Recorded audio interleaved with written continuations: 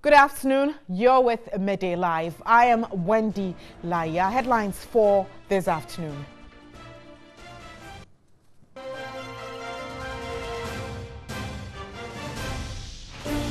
NDC holds its National Women's and Youth Organizer elections. We'll bring you live updates from the Central Region.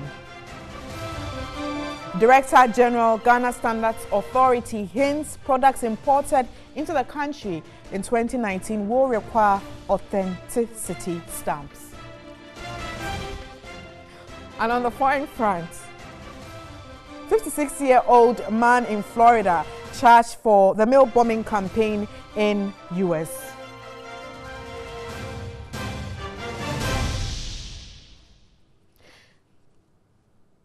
I've got details of these stories and many more lined up this afternoon.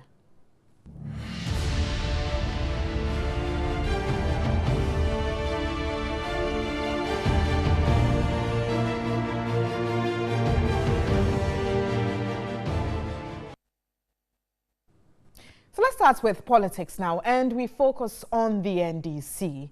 And the NDC's National Women's and Youth Organizer elections is currently underway. Aspirants for the position for the National Youth and Women Organizers with their deputy aspirants have wrapped up their campaigning readiness for today's election in the Central Region. That's at the Pentecost Convention Center. TV3 caught up with some of the aspirants on their chances.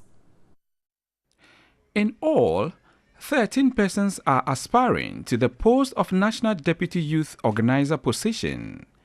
A Deputy National Youth Organizer aspirant, Obed Opintan, promised to partner the substantive National Youth Organizer to make the youth front more vibrant. The core NDC's victory in 2020. I am not a leader who is coming to sit on all kind of distraction, go and do that. Coming to them, I'm with them so that all work together so that the party becomes attractive to the of the country. Laura promised to equip the youth with skills to make them economically independent to uplift their living standards. I'm bringing the strong side of industrialization and agric to the youth front, whether in power or in opposition. We know we are going to win 2020. So from now, the youth will start equipping themselves, both entrepreneurially and also with party work and organization. So when you go and organize, you come back, you have something to eat because you know you are doing something which will also generate you something which will move us forward. Adel Omar Ibrahim, who is a contractor by profession, told TV3 he will ensure the establishment of an investment fund for the youth wing at the national level to aid in regional and constituency activities, adding he is endowed with 3 sets of skills needed by the party's youth wing. We're telling the youth people that we love you, we want to help you, we want to change your life, but we're giving them 100 Ghana, 50 Ghana, temporal monies that cannot change their lives. We can put these monies together and invest for the youth. And I have 3 billion, I'm going for an election. I can put up a public toilet, that will give me 30,000 at the end of the month, and then I can give them continuously. Apart from the fact that I've worked down there, I understand the people, I understand the pain, I understand what it is that we need to do. The rest of the National Deputy Youth Organizer aspirants are Ruth Dela Sedo, Alhaji Mohammed Aminu Abiu, Eric Edem Agbana, Fuseni Sugrinuma, Justice Yeboah, Stephanon Ayugra, Ahmed Mankama Jakoni, Abraham Lincoln Gavi, Bright Nudokbo, and Suleimana Abdul Karim. And more on the NDC. And today, Saturday, October 27, delegates of the NDC are electing both the youth and women organizers and their deputies at the Pentecost Convention Center. We bring you their profiles. There are 3 aspirants who are contesting to lead the youth of the NDC for another 4 years. taking the mantle from Sidi Abubakar, George Opare Addo, Wanda Madilo, and Yao Bruja Jemfi are fiercely contesting to lead the youth of the party. George Opare Addo is a former municipal chief executive of Ikuapem North in the Eastern region who served twice as MC, first under late Professor John Evans Atta Mills before President John Mahama. He is also a two-time parliamentary candidate for the Okre constituency in 2008 and 2012. He holds a degree in psychology from the University of Ghana, then an executive master's in governance and leadership and an LLB from the Ghana Institute of Management and Public Administration, GIMPA. He is currently a Bachelor of Law candidate at the Ghana School of Law. Yao Bruja Jemfi is an alumni of the Kumasi Polytechnic. He is also the immediate past regional organizer of the NDC in the Ashanti region. Bruja Jemfi in 2016 contested the Swame constituency, challenging the current Minister of Parliamentary Affairs, Osei Mensah Bonsu, but lost. Bruja Jemfi in April 2017 petitioned the Commission on Human Rights and Administrative Justice, SRAJ, in his capacity as a citizen of Ghana to investigate the $2.25 billion bond issued by the government of Ghana. Yao Bruja Jemfi is hoping to become the national youth organizer of the NDC. The last but not least candidate, Wanda Madilo, is a graduate of the Ghana Institute of Management and Public Administration, GEMPA, where he obtained both a first and postgraduate diploma in business administration. Wanda Madilo also holds a master's degree from the Institute of Statistical, Social and Economic Research, ISE, the University of Ghana. Currently, he is pursuing an MPhil program in leadership from the University of Professional Studies in Accra, UPSA, as well as a part-time studies in LLB, University of London. He was also a former national president of the National Union of Ghana Students between 2009 and 2010. He wants to lead the youth of the NDC. My focus and my drive, my experience, my passion has been to see a youth wing that is a revolution, that's a departure from the norm, and that is willing and ready to deliver power in 2020. Yeah, in 2009, when I was elected as NUC's president, all we have done has been in the interest of the youth, and so my passion has always been in that area. We have run a lot of programs for young people, programs from training to empowerment to support and to all kinds of dynamics when it comes to youth and governance. And so my contribution to the youth is unmatched.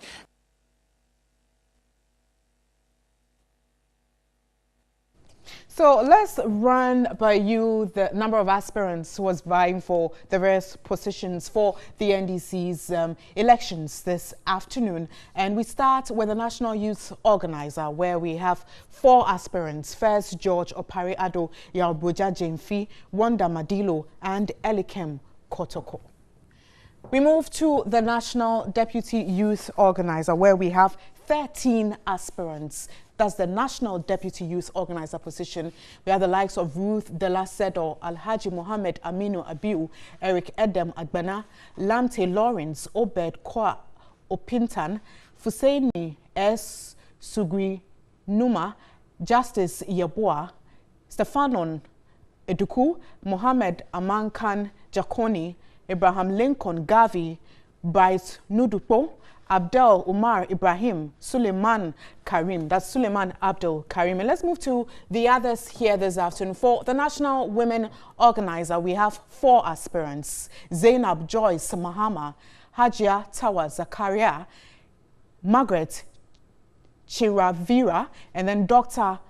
Hannah Louisa Bisu. Let's move to the others. And the National Deputy Women Organizer position, Hajia Fatih Osman, Abigail Akwambia Elon Mensa, Hajia Alijata Suleiman Benti, Mami Efwa Sechi Edu Wajeto, Dr. Denu Catherine, and then Araba Tego.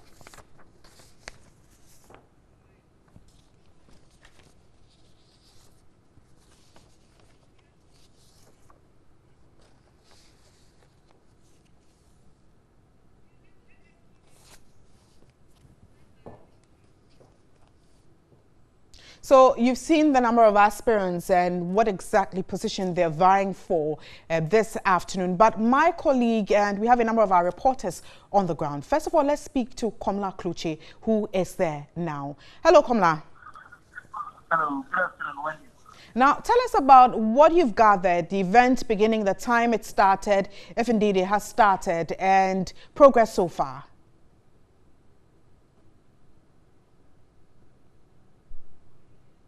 Can you hear me, Komla? We started at 9:30 a.m.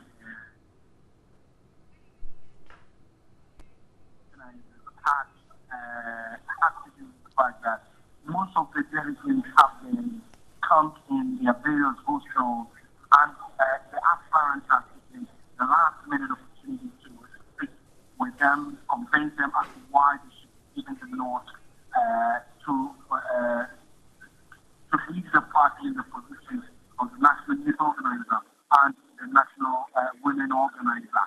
So I've been in auditorium here, hearing of the Adams and then the other people shouting, calling them to come for them to start the program. And as a matter of fact, some of the party bigwigs are about to come and sit on the podium, waited for them, and when they got a bit fed up, they had to just start the program. And now I can see, I am just at the entrance, and I can see some of the delegates moving in.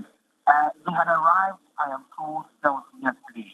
So there was actually no excuse of some of them now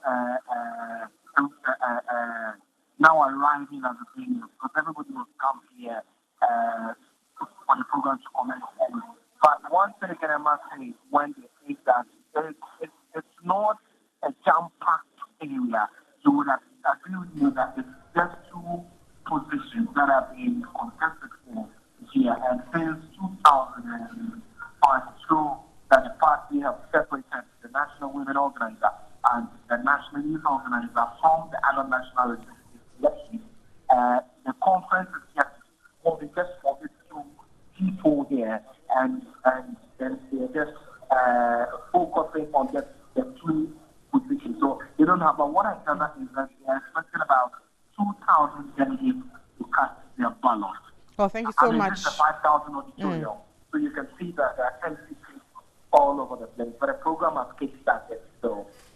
Thank you for the updates, Komla Kluche, who bring us some more and when he gets some updates for us. But let's move on to another topic, which is making news here in the country. And the Ghana Maritime Authority has mounted a spirited defense of the leaked memo on money paid for lunch by the authority. The leaked documents on Wednesday suggested the authority spent a total amount of 10,652 cedis, 5 pesos on lunch for 8 persons during the management and stakeholders meeting.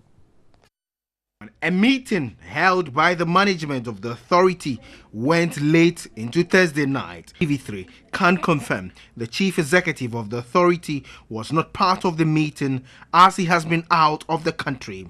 The crisis meeting with a spirited defense of what has given the Maritime Authority a bad press.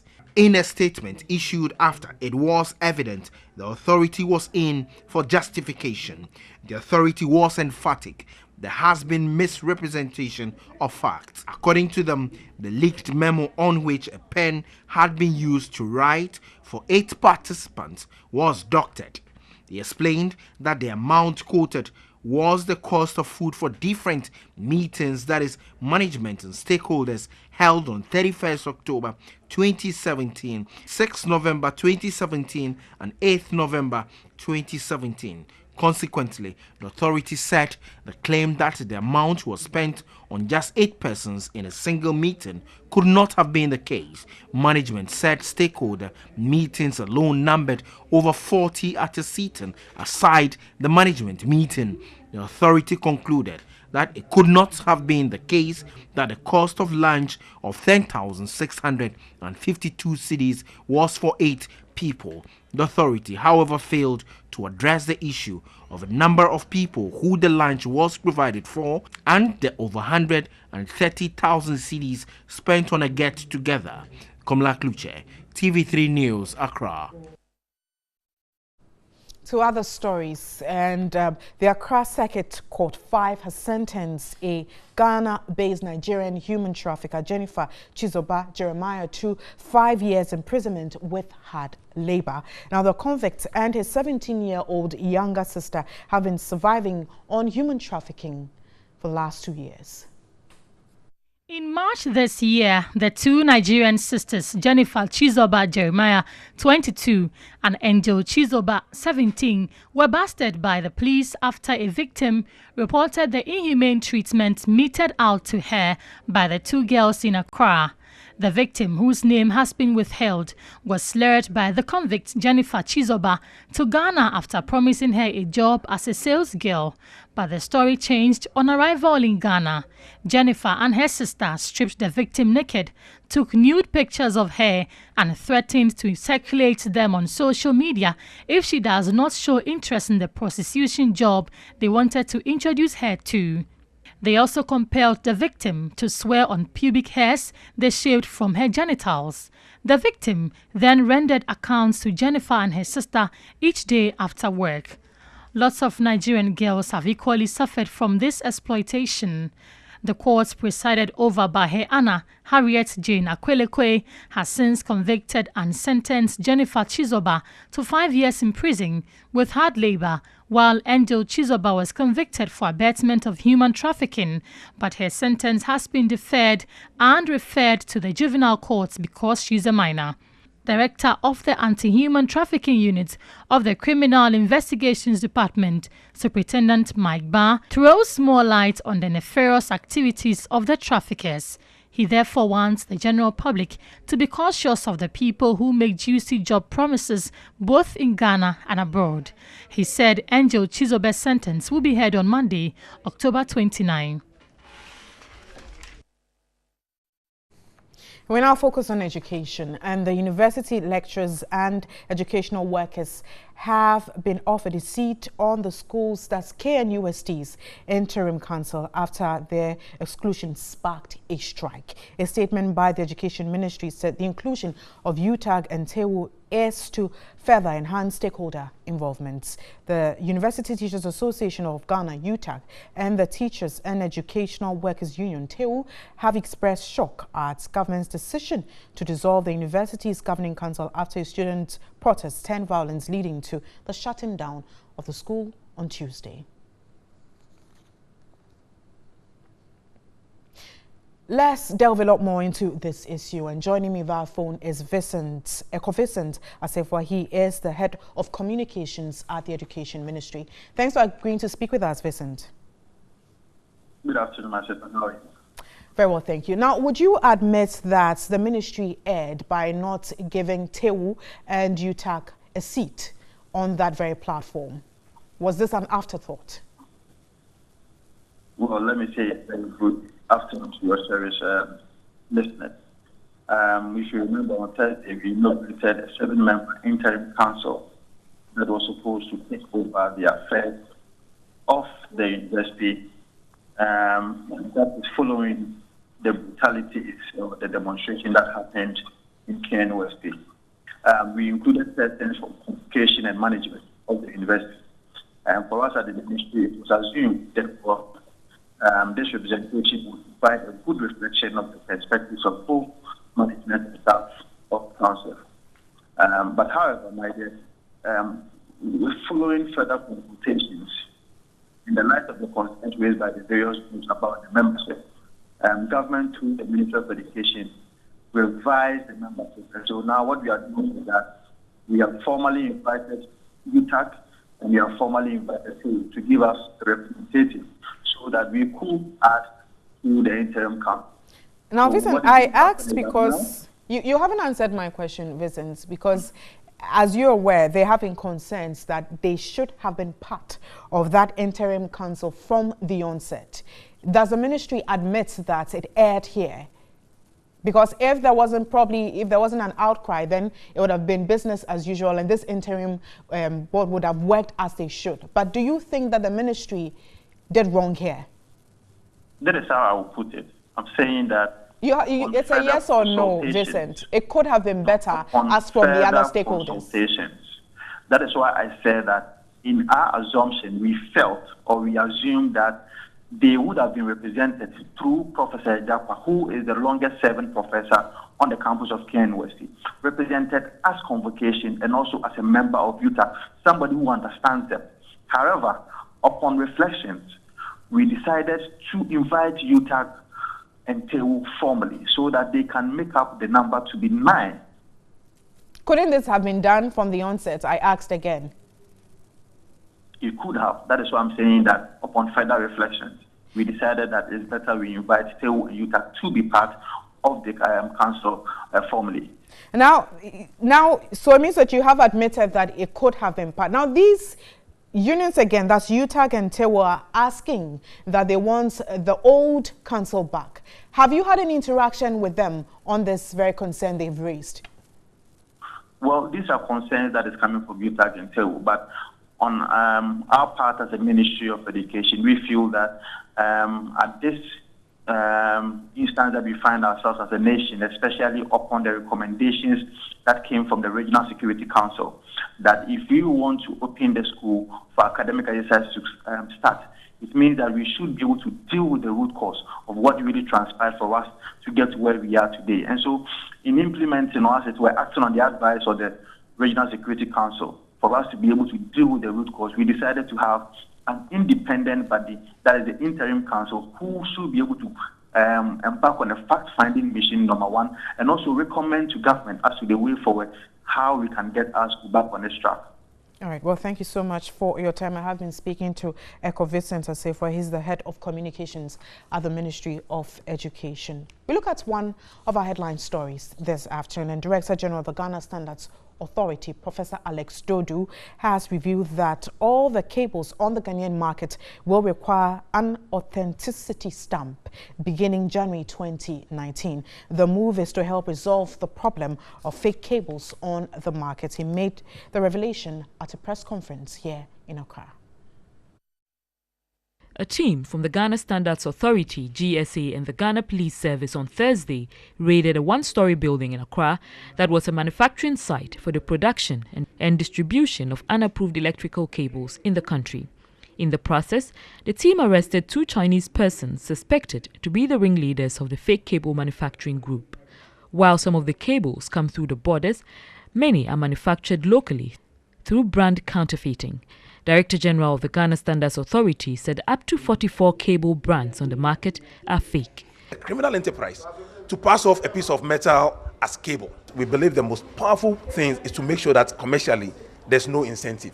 In addition to marking the product, we should mark the seller. So by endorsing both the seller and the product, we wouldn't solve all the problems, but we will give more confidence. Chief Executive Officer of the Consumer Protection Agency, Kofi Kapito, said the nation had to do more to protect the consumer from falling prey to counterfeiting. Putting regulators on notice. We will come and knock on your doorsteps. Everything is done in the interest of Ghanaians.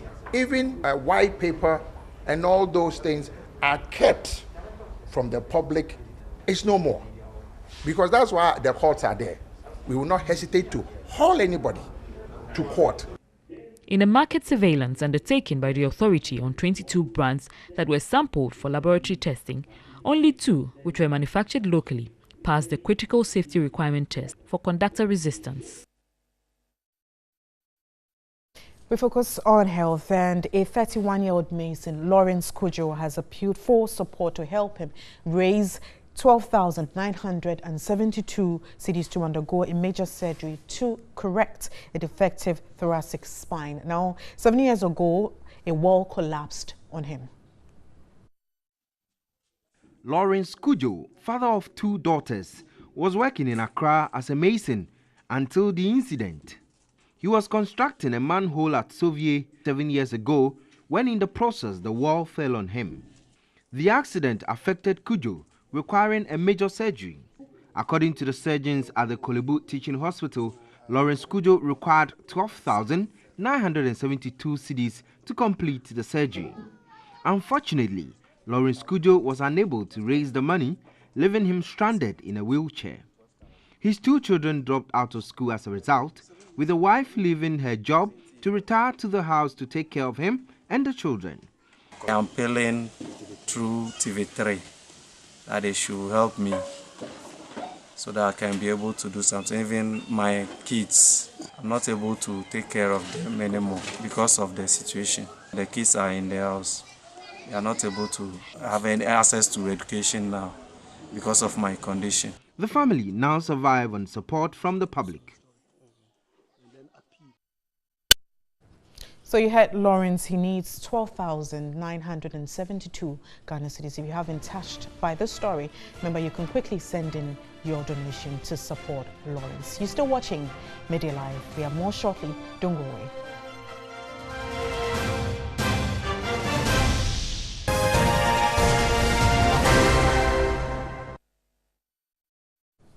We have some business stories for you this afternoon, and Tullow Oil Ghana intends to drill up to 8 infill wells in 2019. Taking its turn at the facts behind the figures at the Ghana Stock Exchange here in Accra, Managing Director Kweku Awotwe said the company expects to end the year producing 180,000 barrels per day.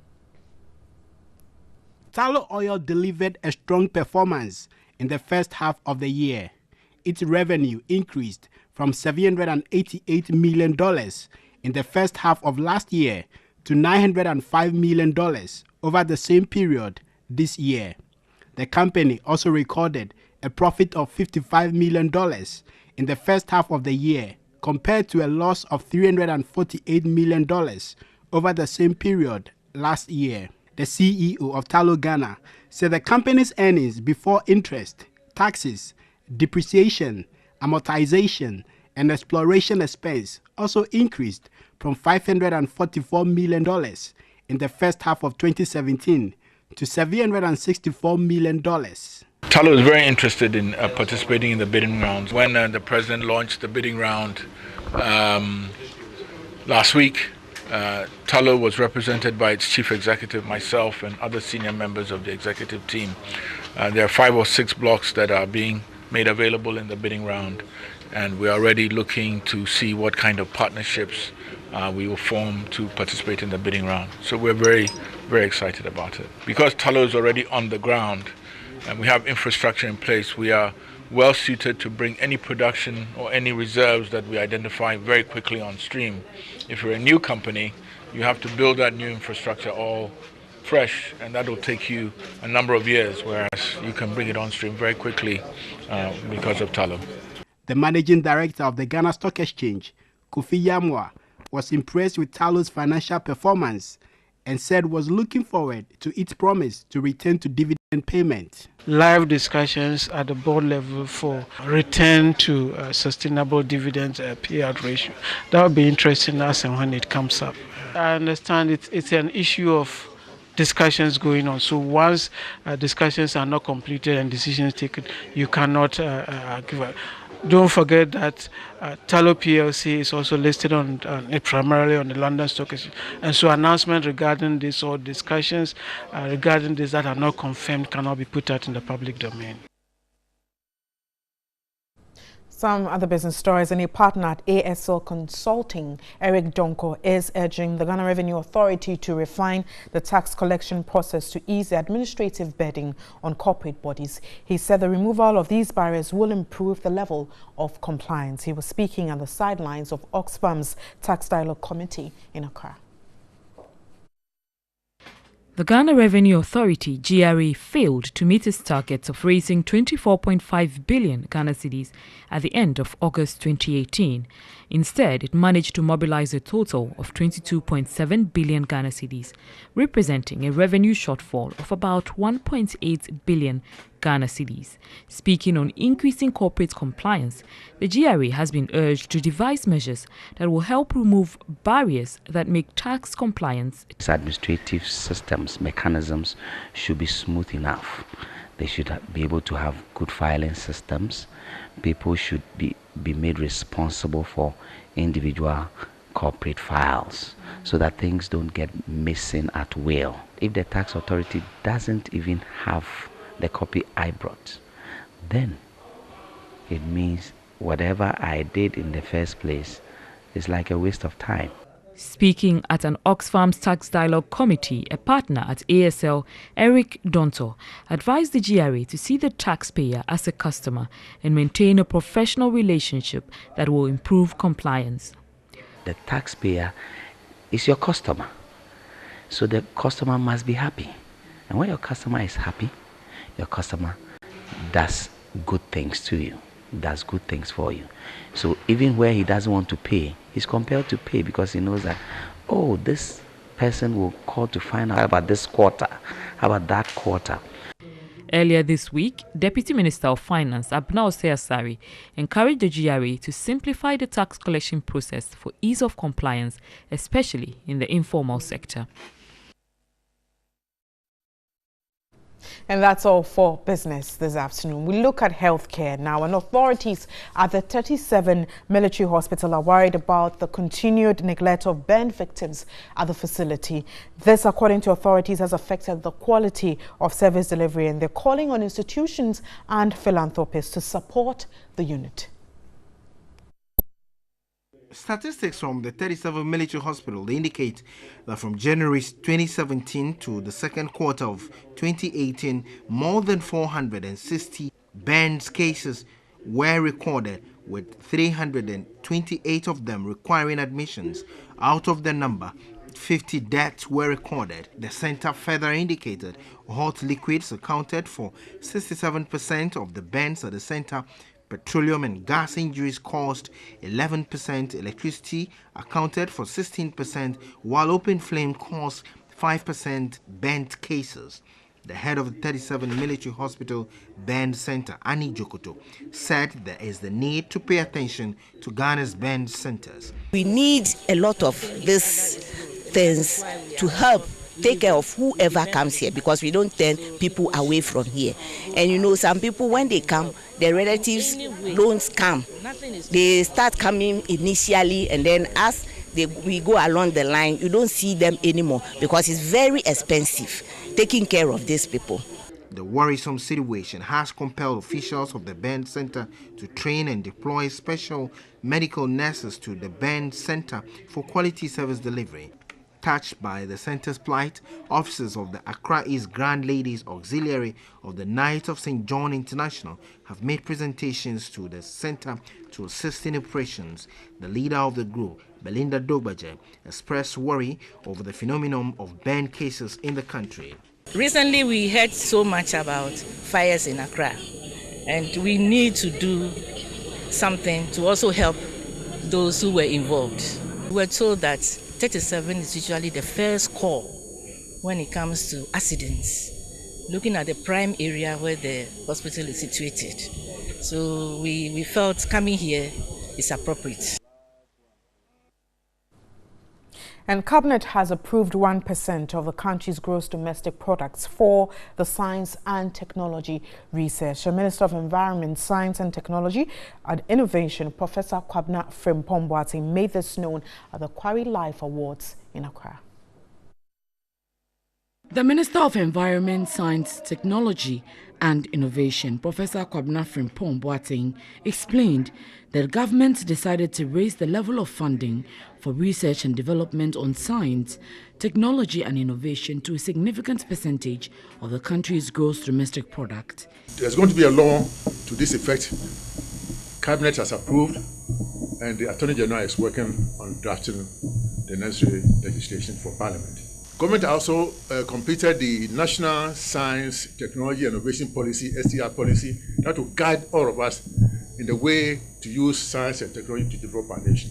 He underscored the need to accelerate the pace of the country's development by investing in research and development on science, technology and innovation. The Managing Director of GASEM, Morton Gade, urged the private sector to create innovative avenues for the youth to enable them realize their dreams. We need to undertake its operations responsibly and ensure that we look for innovative ways of restoring biodiversity at our quarries. The fourth edition of the Quarry Life Awards was on a theme promoting biodiversity through science research and community engagement. Minister-designate for Information Kojo Nkrumah says he will champion a legislation to check fake news in the country. The minister-designate said this when he took his turn before the vetting committee of Parliament. The phenomenon of fake news in recent times has become a worry globally. Kenya in 2017 passed the Computer and Cyber Crimes Bill 2017 to check the widespread of fake news on the internet. Information Minister-designate Kojo Nkrumah, who took his turn before the Appointment Committee of Parliament, was equally worried about the menace, hinting of a possible legislation to check it. Fake news that we are talking about is often in the cyberspace, and I am very, very attracted to the thought of considering how we can legislate against the sharing of fake news in the cyberspace. He also disagreed with suggestions that in order to promote free speech, journalists must be protected against the law of contempt. In my view, I will not share the opinion of those who say that, therefore, the courts may be undermining Article 1624 if they find, and adjudicatory power rests with the courts. If the courts can find that despite the right to free expression, whatever you have said is defamatory, whatever you have said amounts to publishing false news, then the same court can also find that whatever you have said is contemptuous. It brings the administration of justice into disrepute. You're still watching Midday Live. Next, we have sports.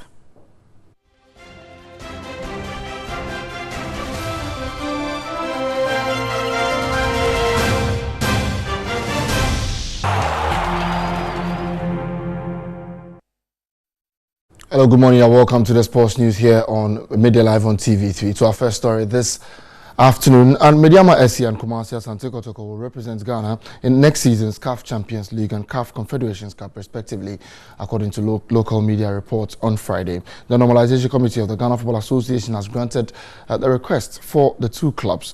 Both clubs petitioned to the interim Ghana FA body after it was initially thrown out of the window during the consultative meeting in Accra last week. Now, Ghana has up till October 29 to submit candidates for the Confederations Cup and CAF Champions League. And with progress yet to be called by the Normalization Committee with the clubs, it remains to be seen whether or not Ghana can meet the deadline.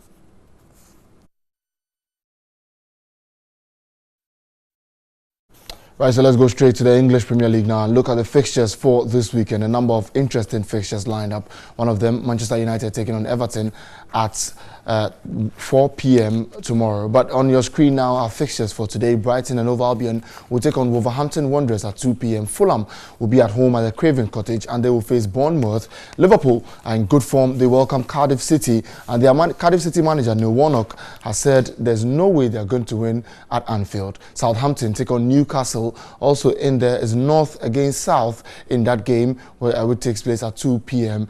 Today. And Watford will also face Huddersfield Town at 2 p.m. today.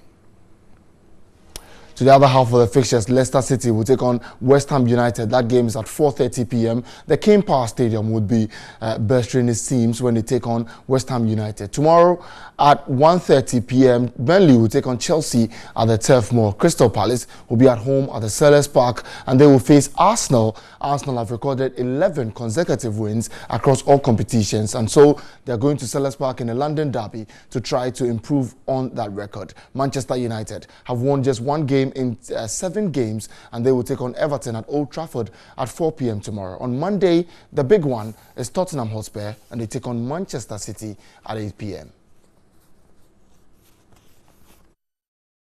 To our next story, and Gianni Infantino, the FIFA president, has rejected proposals from La Liga to play a January 26th league match between Girona and Barcelona in Miami. The FIFA Council met on Friday morning, where Infantino outlined his displeasure at the idea. Following the request for guidance from the Spanish FA, US Soccer and CONCACAF, the FIFA Council discussed La Liga's proposal to host an official 2018-2019 regular season match outside Spain. Now, consistent with the opinion expressed by the Football Stakeholders Committee, the Council emphasized the sporting principle that official league matches must be played within the territory of their respective member association.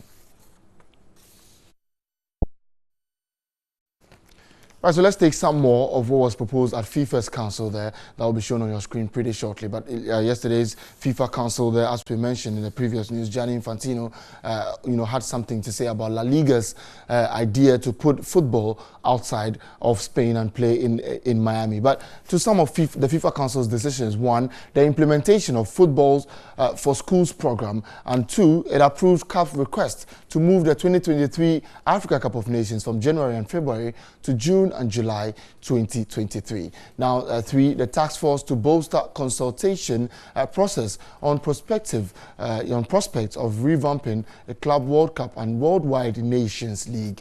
Now, number four, it increased prize money for the FIFA Women's World Cup, and that has also been approved. And on number five, FIFA Forward adopts new relegations that with more investment and stricter auditing and reporting. So that's all for sports news this afternoon here on Midday Live. We'll be back with some more sports news on News 360. Stay with us, there's more. And for entertainment this afternoon, this year's Ghana's Most Beautiful pageant has been characterized by intriguing and exciting performances. This Sunday's performance focuses on how to impart knowledge to young ones. Here is a glimpse of the rehearsal. This Sunday marks the 6th week of TV3's Ghana's Most Beautiful pageant 2018. Eviction is just around the corner, and any of the 8 contestants can be shown the exit depending on performance and vote inflow. Ahead of the eviction this week, contestants are frantically making efforts to ensure their stay in the competition. The ladies were at National Theatre to meet the Ghana Dance Ensemble for rehearsals ahead of Sunday's show. The contestants are to impart the knowledge and experience on the GMB show to their mentors.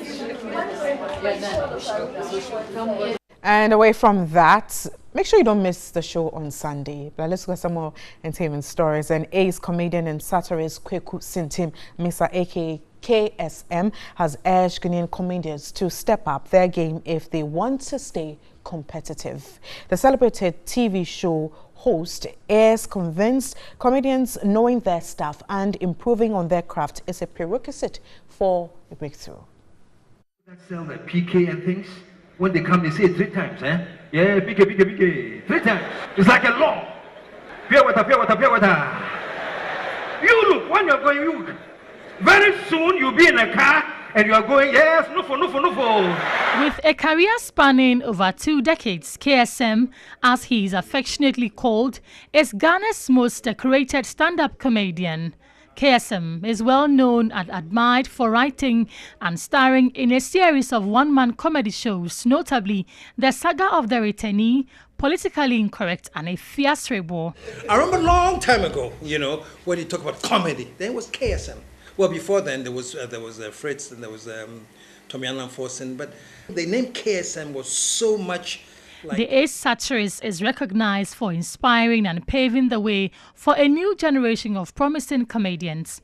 That's an achievement the trailblazer feels so much proud about. Well, I'm very, very happy, with the state of comedy. Now there's a whole variety of people, and they're all doing extremely well. We have James Brown, we have Augie Dennis, DKB, and all the stuff. So I think there has been a marked improvement from the days when I was reigning to the days where you actually have a whole multitude of comedians to deal with. The ace satirist, however, thinks there is a general need for comedians to step up their game to grow the art form and stay competitive.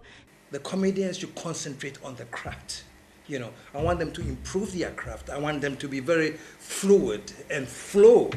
And once we have a body of comedians that know their act so well, that flow, that deliver, then we can get to the next step of... Sharing his views on happenings on the local entertainment scenes, KSM regretted too much time is wasted discussing trivial issues to the detriment of the very things that directly impacts the industry. I'm interested in directors being on time. I'm interested in actors respecting their call. I'm interested in the industry paying actors what they're due. If we can get these things together, then we can find the name, you know. So we don't waste too much time on, do we need an organization? Once the act is together, trust me, these things will follow. Well, it's been a while since KSM starred in a comic play. Has the comedy legend hanged his boots? December 5th, I turn 62. And on the 7th, I have my 62nd birthday on stage. I'll be doing a show called KSM Unchained. I'm sure we can't wait for that. And that'll be all for this afternoon. I am Wendy Lai. Enjoy the rest of our programs. Remember, bring you some more on the NDC elections and our subsequent bulletins as well. Do stay with us.